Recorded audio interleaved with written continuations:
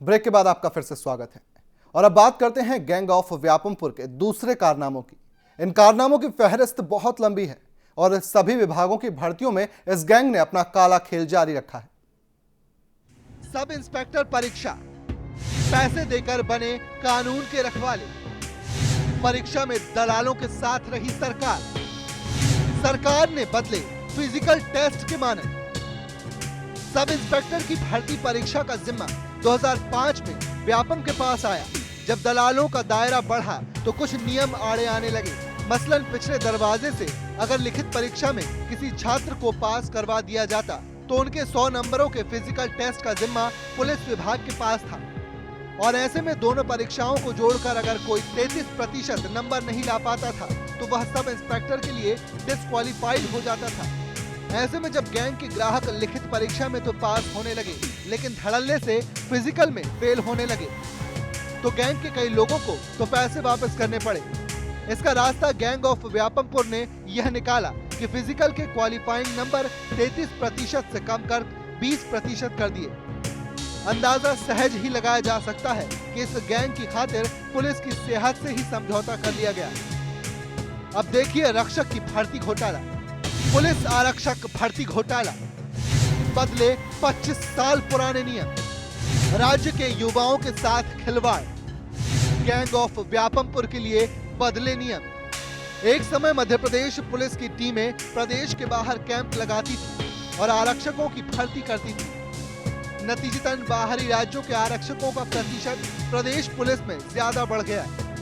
प्रदेश में शिक्षा का प्रचार प्रसार बढ़ा तो यहाँ के युवाओं को पुलिस भर्ती में प्राथमिकता देने के लिए 80 के दशक में आरक्षक भर्ती के लिए नया नियम बना, जिसके तहत प्रदेश के रोजगार कार्यालय में पंजीयन आवश्यक होने का नियम जोड़ा गया। 1998 में दिग्विजय सिंह के शासनकाल में यह नियम भी जोड़ा गया कि पुलिस आरक्षक में भर्ती के लिए मध्य प्रदेश से 12वीं पास होना जरूरी है। जब जुलाई 2012 से लगभग 15,000 आरक्षकों की भर्ती का जिम्मा व्यवसायिक परीक्षा मंडल भोपाल के पास पहुंचा तो गैंग के दलालों के सामने यह समस्या खड़ी हो गई कि प्रदेश के बाहर के लोगों को कैसे नौकरी दिलवाई जाए। इस समस्या का समाधान गैंग ऑफ व्यापमपुर ने यह निकाला कि उपरोक्त दोनों नियम हटा दिए। नतीजा यह हुआ, दलालों को एक की भर्ती के लिए 2 से 3 लाख के बजाय 6 से 10 लाख रुपए तक मिलने लगे। मतलब गैंग ऑफ व्यापमपुर का भी हिस्सा बढ़ गया। गैंग ऑफ व्यापमपुर ने रोजगार कार्यालय में पंजीयन आवश्यक होने का नियम हटाने के लिए सुप्रीम कोर्ट के 17 साल पुराने उस फैसले की आड़ ली जो यूपीएससी की परीक्षाओं के संबंध में था। वहीं मध्य प्रदेश से 12वीं पास होने की अनिवार्यता को हटाने के लिए मध्य प्रदेश हाई कोर्ट के 7 साल पुराने उस फैसले की आड़ ली गई जो संघ लोक सेवा आयोग की परीक्षाओं से जुड़ा था। इतना ही नहीं, तथाकथित कारणों का हवाला देकर फिजिकल टेस्ट के मानक शिथिल कर दिए गए और अब बारी परिवहन आरक्षकों की भर्ती में हुए घोटाले की। परिवहन आरक्षक घोटाला, फिजिकल का नियम ही हटा दिया।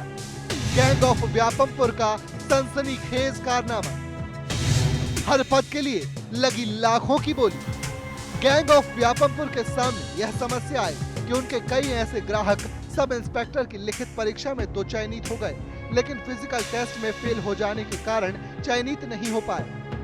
ऐसे ग्राहकों के सामने आरटीओ कांस्टेबल जैसी कमाऊ नौकरी का विकल्प रखा, पर यहाँ भी फिजिकल टेस्ट की समस्या जस की तस थी। इसका विकल्प गैंग ऑफ व्यापमपुर ने यह निकाला कि परिवहन आरक्षक की भर्ती नियमों में फिजिकल टेस्ट का प्रावधान ही हटा दिया और सरकार मूक बधिर बनी सहमति देती रही।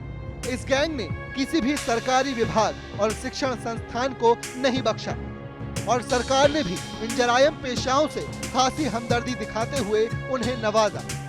आलम यह है कि इस घोटाले से जुड़ा हर रसूखदार शख्स अपने आप में एक बड़ी शख्सियत रहा। राजखास की इस खास पेशकश गैंग ऑफ व्यापमपुर में आज इतना ही। कल इस श्रृंखला में अगली कड़ी में हम दिखाएंगे इस गैंग के किरदारों से मिलाएंगे, साथ ही ये भी बताएंगे कि किस शातिराना अंदाज में ये गैंग अपने मकसद को अंजाम देती है। तब तक के लिए मुझे दीजिए इजाजत। नमस्कार।